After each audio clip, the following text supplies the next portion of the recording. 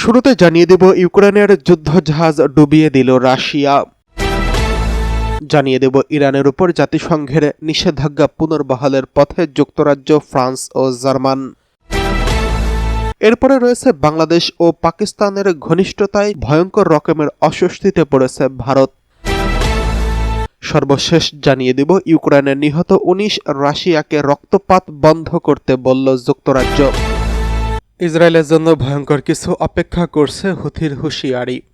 ইসরায়েলের সাম্প্রতিক বিমান হামলায় ইয়েমেনের শীর্ষ কর্মকর্তাদের হত্যার জবাবে নতুন ধরনের প্রতিরোধ গড়ে তোলার ঘোষণা দিয়েছেন ইয়েমেনের হুথি বিদ্রোহীরা। সংগঠনটি জানিয়েছে ইসরায়েলের বিরুদ্ধে তারা বাস্তব ও অপ্রত্যাশিত চমক উপহার দিতে প্রস্তুত। আনসারুল্লাহ রাজনৈতিক ব্যুরোর সদস্য দাইফুল্লাহ আল শামি লেবাননের আল মাদিন টেলিভিশনকে বলেন, আমাদের হাতে এমন একটি সামরিক ক্ষমতা আছে যা শত্রু বন্ধু কেউই কল্পনা করতে পারবে না। আরও বেশি সম্পদ থাকলে আমরা সমুদ্র পেরিয়ে সরাসরি ফিলিস্তিনি ফ্রন্টে যোগ দিতে পারতাম। ইয়েমেনি বাহিনী ইসরায়েলি ভূখণ্ডে হামলা চালায়, যদিও ইসরায়েল দাবি করছে তারা কয়েকটি ড্রোন প্রতিহত করেছেন। একই দিন ইয়েমেনের সশস্ত্র বাহিনী লোহিত সাগরে একটি ইসরায়েলি তেলবাহী জাহাজ ব্যালিস্টিক ক্ষেপণাস্ত্র হামলার কথাও ঘোষণা করেছেন। হুথি মুখপাত্র ইয়াহিয়া সারি টেলিভিশনে বলেন, স্কারলেট রে নামের জাহাজটি সরাসরি লক্ষ্যবস্তুতে পরিণত হয়েছে এবং অভিযান সফলভাবে সম্পন্ন হয়েছে। এর আগে গত বৃহস্পতিবার ইসরায়েলি বিমান হামলায় ইয়েমেনের রাজধানী সানায় নিহত হন জাতীয় পরিবর্তন ও নির্মাণ সরকারের প্রধান আহমেদ গায়েব আল রাহই সহ ৯ জন শীর্ষ কর্মকর্তা। হুথি নেতা আব্দুল মালিক আল হুথি নিহত ইয়েমেনের শহীদ আখ্যা দিয়ে ইসরায়েলের নৃশংসতাকে তীব্র নিন্দা জানিয়েছেন।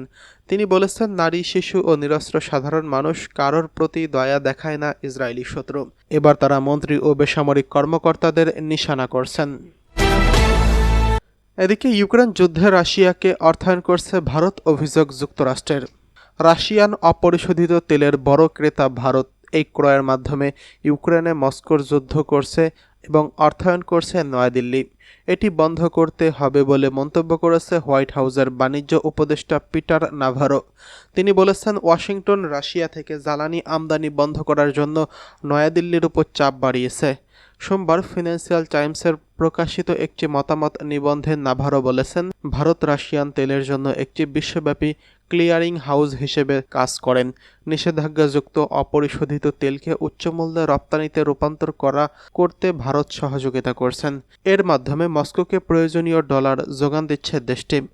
তিনি আরও বলেন, রাশিয়ার অপরিশোধিত তেলের উপর ভারতের নির্ভরতা সুবিধাবাদী এবং পুতিনের যুদ্ধ অর্থনীতিকে বিচ্ছিন্ন করার জন্য বিশ্বের প্রচেষ্টার উপর গভীরভাবে ভয়কারী। চীনের পর ভারত রাশিয়ান তেলের দ্বিতীয় বৃহত্তম ক্রেতা।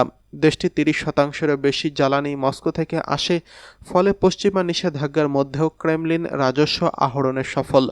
চলতি আগস্ট মাসে মার্কিন প্রেসিডেন্ট ডোনাল্ড ট্রাম্প বিষয়টি সামনে এনে ভারতীয় পণ্যে শাস্তিমূলক ২৫% শুল্ক আরোপ করেন। এর আগে আরও ২৫% শুল্ক আরোপ করেছিলেন তিনি। ফলে সব মিলিয়ে ভারতের পণ্যে ৫০% শুল্ক আরোপ করেছে যুক্তরাষ্ট্র। এছাড়া ভারতকে নানাভাবে চাপে ফেলেছে যুক্তরাষ্ট্র।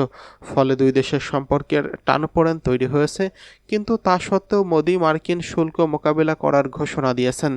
শুক্রবার ভারতের স্বাধীনতা দিবস উপলক্ষে এক ভাষণে নরেন্দ্র মোদির দৃঢ়তার সঙ্গে ট্রাম্প প্রশাসনের উপর উচ্চ শুল্ক আরোপের মুখে তার দেশের কৃষকদের রক্ষা করার অঙ্গীকার করছেন। তিনি বলেছেন, মোদি তাদের কৃষকদের স্বার্থের জন্য হুমকিস্বরূপ যে কোনো নীতির বিরুদ্ধে প্রাচীরের মতো দাঁড়িয়ে থাকবেন। আমাদের কৃষকদের স্বার্থ রক্ষার ক্ষেত্রে ভারত কখনোই আপোস করবে না। এদিকে রাশিয়ার সঙ্গে সম্পর্ক আরও পাকাপোক্ত করেছে ভারত। ইউক্রেন যুদ্ধেও নাক গলাতে চাইছেন মোদি। এরই সর্বশেষ সংস্করণ হলো মোদিকে পুতিনের ফোন।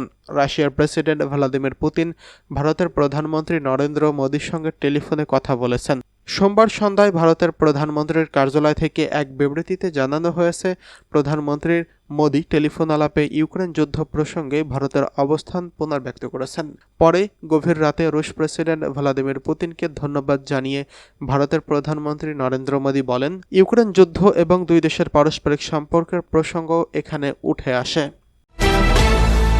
এদিকে ১০ বছরের জন্য গাজা নিয়ন্ত্রণ নিতে চায় ডোনাল্ড ট্রাম্প, বানাবেন পর্যটন কেন্দ্র। ট্রাম্প প্রশাসন গাজার ফিলিস্তিনিদের জন্য একটি বিতর্কিত পুনর্গঠন পরিকল্পনা নিয়ে কাজ করছেন, যেখানে ২০ লাখ গাজার অধিবাসীদের তাদের ভূমি ছাড়ার জন্য জনপ্রতি $৫,০০০ নগদ অর্থসহ নানা সুবিধা প্রদান করা হবে।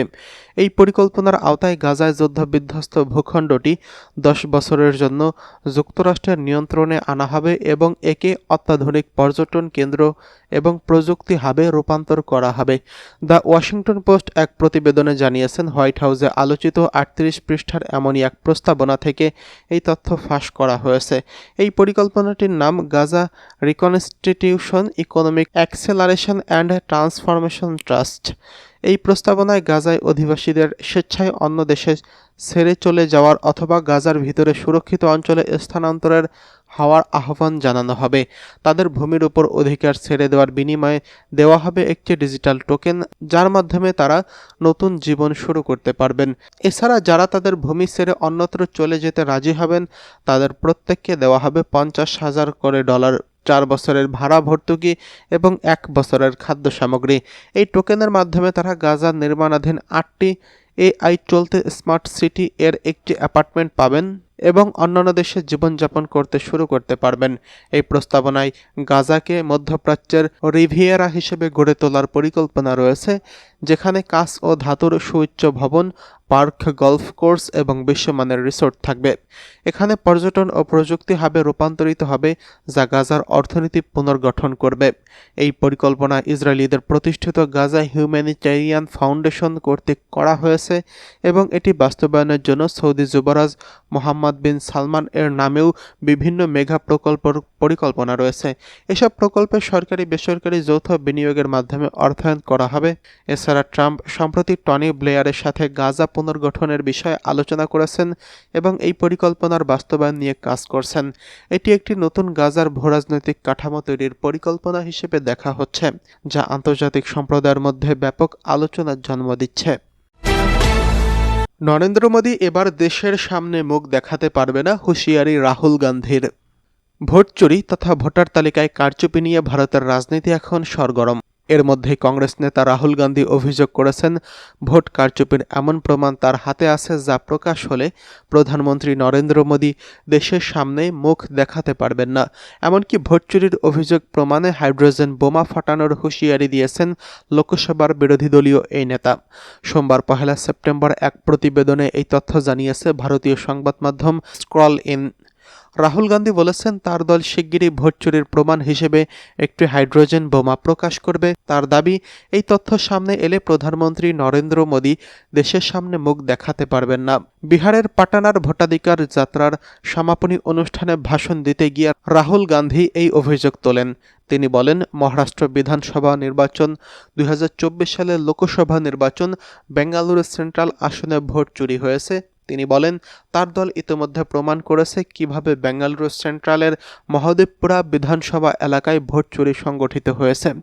রাহুলের বক্তব্যের প্রতিক্রিয়ায় বিজেপি নেতা রবিশঙ্কর প্রসাদ লোকসভার বিরোধী দলীয় নেতাকে দায়িত্বজ্ঞানহীন আখ্যা দেন। তিনি বলেন, ভেতরে বা বাইরে যেখানে রাহুল গান্ধীর কথা শুনি না কেন, বোঝার জন্য সময় লাগে উনি আসলে কি বলতে চাইছেন। পরমাণু বোমা আর হাইড্রোজেন বোমার সঙ্গে নির্বাচনের সম্পর্ক কোথায়? বিরোধী দলনেতা হিসেবে নিজেকে আর কেন ছোট করছেন?